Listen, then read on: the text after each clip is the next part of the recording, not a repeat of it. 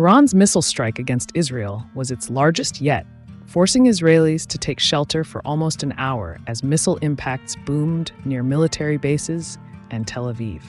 Iran's choice of weapon, the ground-fired ballistic missile, reflects the distance between the adversaries and the decline of its air force in the decades since the revolution. Iran uses ballistic missiles as a replacement for aircraft, and it has become increasingly sophisticated in using guiding systems to strike distant targets, said Nicholas Harris, a senior director of strategy and innovation at the New Lines Institute. Iran and Israel are separated by roughly 800 miles and two countries, Jordan and Iraq. Ballistic missiles can traverse this distance in minutes, and in a large attack, like Tuesday's, stretch Israel's cutting-edge air defenses. Iran has also shown a preference for firing ballistic missiles against less defended targets closer to home.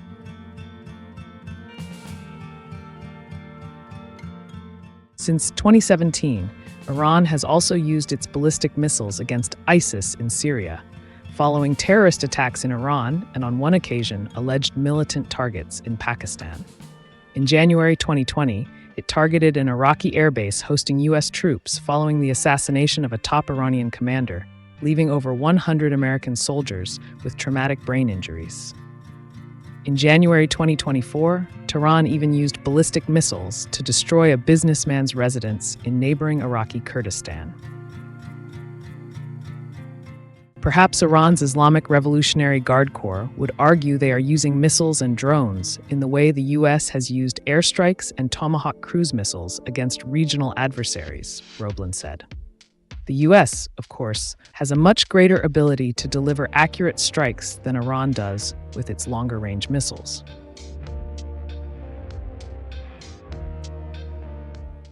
Iran once had the most advanced fighter jets in the Middle East besides Israel, including the U.S.-built F-14 Tomcat. After the Islamic Revolution in 1979, Iran invested more heavily in ballistic missiles and drones and neglected the Air Force, which became outdated over the intervening decades. It still flies aircraft like the F-4 Phantom II and the F-14 that the U.S. retired decades ago.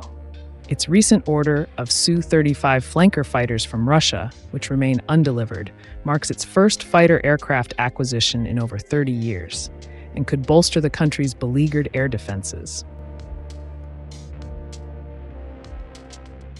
Using ballistic missiles instead of fighter jets carries significantly less risk. An airplane crashed or shot down is a humiliating news story, particularly in peacetime. A shot down or missed missile isn't, Roblin said. Iran's approach broadly has been to expose its jet fighters and bombers to as little risk as possible.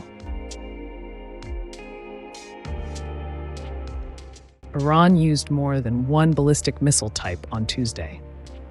IRGC media claims that Iran launched its less accurate liquid-fueled IMADs to engage Israel's interceptor missiles, possibly in an attempt to overwhelm those defenses so its more powerful missiles, like the Khaybar Shakan and Fatah solid-fueled missiles, could reach their targets. Assuming that Iran utilized the Fatah series of ballistic missiles in the attack, it would be a strong and clear signal from Iran that it was willing and capable to use its more advanced capabilities to strike at Israel, New Lines Institute's Harris said. The Israeli military confirmed Wednesday that the missiles that damaged several air bases and 100 homes, and that Iran used the most advanced missiles in its arsenal. Iran claims the Fatah 1 reportedly used in the attack is hypersonic.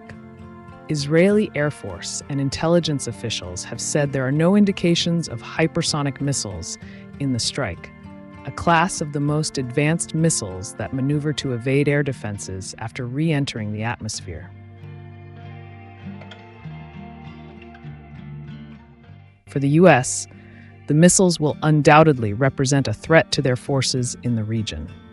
The troops attacked in Iraq in 2020 had no Patriot missile defenses on their base to protect them, a lesson likely heeded in subsequent years. The U.S. was revealed to have a Patriot system deployed in Iraqi Kurdistan when it shot down at least one of the Iranian missiles heading toward Israel during the April attack.